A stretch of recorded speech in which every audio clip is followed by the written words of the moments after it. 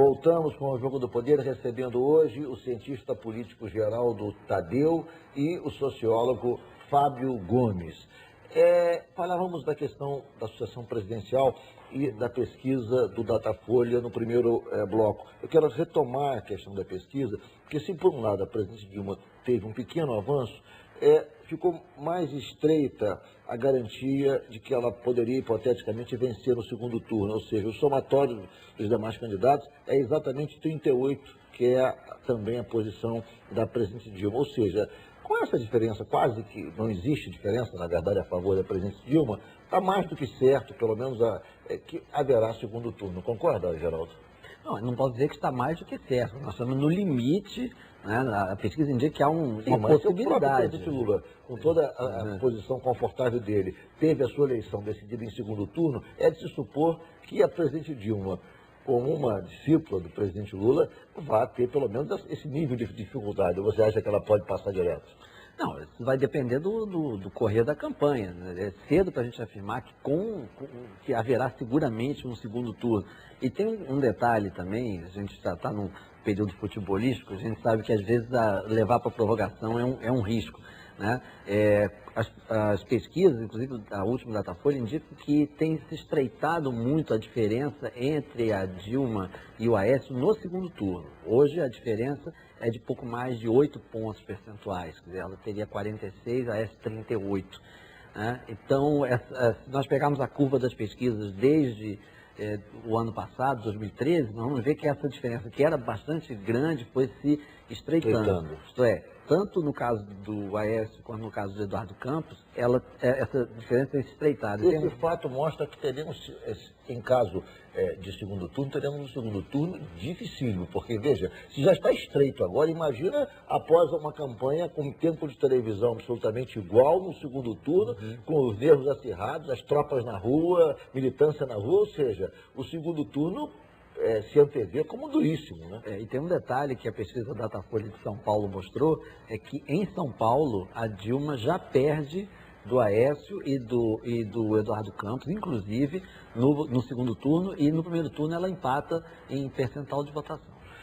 Agora, a presidente Dilma continua muito bem no Nordeste, né, Fábio? Quer dizer, havia uma especulação de que a entrada de Eduardo Campos pudesse roubar muitos votos da presidente Dilma no Nordeste e fragilizá-la naquela região. Ela continua tendo o Nordeste como o seu grande reduto eleitoral, ou seja, Eduardo Campos até agora não ameaçou na região onde ela é mais forte.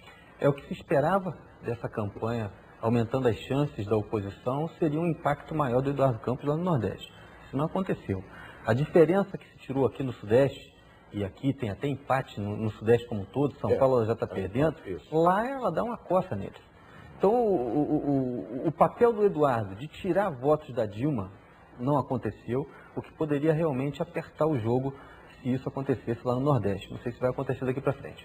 Tem que considerar outras lideranças também que tem no Nordeste que estão do lado da Dilma, né? Os irmãos Gomes no Ceará, né? Na Paraíba, no Rio Grande do Norte, na própria Bahia. Né? No caso da Bahia, a coalizão do governo federal conseguiu trabalhar para que não houvesse candidaturas dissidentes. Então, a Bahia, que é um grande colégio eleitoral também, é nitidamente pró-Dilma, assim como o Ceará, que tem 4 candidatos da base da presidente Dilma, lutando entre si, mas os 4 fazendo campanha para o presidente Dilma. O perfil dos votos da presidente Dilma, ela vence no Nordeste, ela vence nas classes sociais, enfim, mais baixas, nos estratos sociais mais baixos, enfim, esse perfil que daria à candidatura dela uma natureza mais popular, ou seja, teremos aí um divisor de águas bem claro, bem nítido, ou seja, uma candidata do campo popular, uma candidata com um candidato mais convencional, ou seja, representando a classe média, teremos mais ou menos esse tipo de confronto? Fábio? Acho que hoje configura um pouco isso se você compara o Aécio com a Dilma. O Eduardo é muito desconhecido ainda. Não há esse posicionamento claro do perfil do eleitorado do Eduardo Campos. O Aécio mais forte entre os mais ricos, com escolaridade maior, né, na questão do Sudeste, que também concentra as maiores rendas. Mas o Eduardo, quem sabe, ele pode se posicionar no andar da carruagem. Curioso que a pior posição da presidência Dilma não é exatamente no topo, é na classe média, é entre os eleitores de 5 a 10 salários mínimos. Na verdade, esse é o ponto mais frágil da campanha da presidência Dilma. Não é o topo, não é acima, quer dizer, o topo é melhor do que a faixa intermediária dos eleitores, né? E tem uma questão também importante para salientar, que nunca pesquisas eleitorais influenciaram tanto a Bolsa de Valores. Essa gente com renda maior está lá em cima. Bom, tem isso, eles podem estar se mexendo, né? Pesquisa tem que influenciar alguém, né? Agora, do ponto de vista, tem uma questão que historicamente se discute, que é sobre o impacto da Copa do Mundo nesse resultado eleitoral. Historicamente a gente vê que não teve impacto nenhum, tá? Na verdade, o presidente Lula, de oposição, ganhou em 2002, apesar da vitória, quer dizer, então não há uma relação direta do governo com o resultado da eleição. Vocês acreditam que essa Copa, não o resultado da seleção brasileira, mas o êxito do evento no Brasil, pode representar alguma coisa do ponto de vista político, Geraldo? Sim, eu acho que está ficando bem claro para a gente, né? Até teve um episódio recente, no início da Copa do Mundo, no jogo do Brasil, havia uma manifestação convocada para o horário do jogo, né? E, segundo os repórteres disseram, os manifestantes pararam a manifestação para assistir ao jogo. E aí, quando terminou o jogo, continuaram manifestando. Então, acho que tanto essas forças políticas quanto o eleitor sabem muito bem separar o que é esporte, o que é competição, o que é o resultado, né? E o que é o desenrolar da Copa do Mundo como um evento. E esse bônus que a presidente Dilma recebeu agora na última pesquisa está diretamente ligado a essa percepção de que o evento, a organização do evento tem sido satisfatória. Criou-se um clima de otimismo, não com relação à seleção propriamente, ao seu desempenho, mas aquilo que o Brasil pode fazer como um promotor de um grande evento internacional. Então, eu acho que esse vai ser o legado, digamos, para o governo, se houver efetivamente, se souber capitalizar isso, esse clima de otimismo, de satisfação, de orgulho dos brasileiros por terem organizado um bom evento. Fábio, você acredita que o governo conseguirá segurar esse otimismo por muito tempo? Suponhamos que a Copa, não digo o resultado da seleção brasileira, do desempenho da seleção, mas que a Copa seja confirmadamente um sucesso, como tem sido até agora, e isso fique muito claro até para os meios de comunicação, que a Copa no Brasil foi um sucesso retumbante. Muito bem. Haverá como segurar por muito tempo essa euforia decorrente do sucesso do Brasil na promoção do evento? O diretor da Datafolha, Paulino, faz, inclusive, esse tipo de indagação. Será que o governo, depois de começar a campanha, depois de ter, enfim, toda a oposição ter ido para a rua, ocupar a televisão, vai conseguir segurar essa onda de otimismo por muito tempo? Bom, eu acho que primeiro o ganho do governo foi vencendo os profetas do Apocalipse, que diziam que seria uma tragédia. Isso é inacreditável, inclusive parte da imprensa entrou nessa e começou a traçar um quadro pessimista em relação à Copa. Agora estão se redimindo diante dos seus telespectadores, diante de seus leitores, principalmente, porque uma grande parte da imprensa dizia que os estados não ficariam prontos, que a Copa, alguns estados só em 2030, faziam, inclusive, projeção.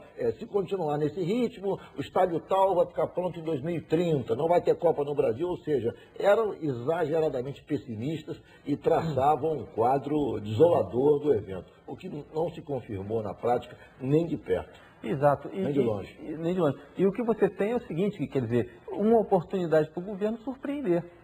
Se a expectativa foi lançada lá no chão, vai dar tudo errado, outros gritando não vai ter Copa. E aí você tem um evento que pode ser que se a expectativa fosse boa, poderia estar frustrando, quem sabe. Mas como a expectativa era tão ruim, acho que ajudou muito. Era muito baixo. Eles jogaram muito lá para baixo. Há um reconhecimento de todos, inclusive.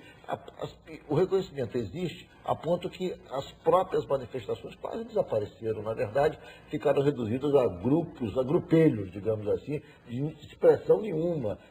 100 pessoas aqui, 200 ali, mas perdeu substância, perdeu o conteúdo da manifestação. As manifestações, como até já era previsível, né, elas refluíram para o nível, digamos, de antes daquelas grandes manifestações, que eram as manifestações que eram promovidas por grupos mais radicais, grupos de mobilização social, né? Enfim, Aldeia Maracanã, Movimento Sem Teto. Então, são grupos de pequena densidade política, mas que fazem barulho, que fazem ação direta, eles vão para a rua, isso tem que ter uma repercussão muito grande. Mas se nós analisarmos... Uma situação bem diferente da Copa das Confederações, né? Totalmente diferente. Totalmente diferente. A Copa das Confederações se deu em cima, no rescaldo ainda daquele grande movimento de massa. Então, hoje nós já temos mais um ano, né? Mais de um ano desse processo, já deu para decantar, digamos assim, e hoje as manifestações estão reduzidas a esse grupo muito restrito. Ok, vou fazer um rápido intervalo, o Jogo do Poder volta em 1 minuto. Esclarecer os fatos, exaltar os feitos, defender direitos.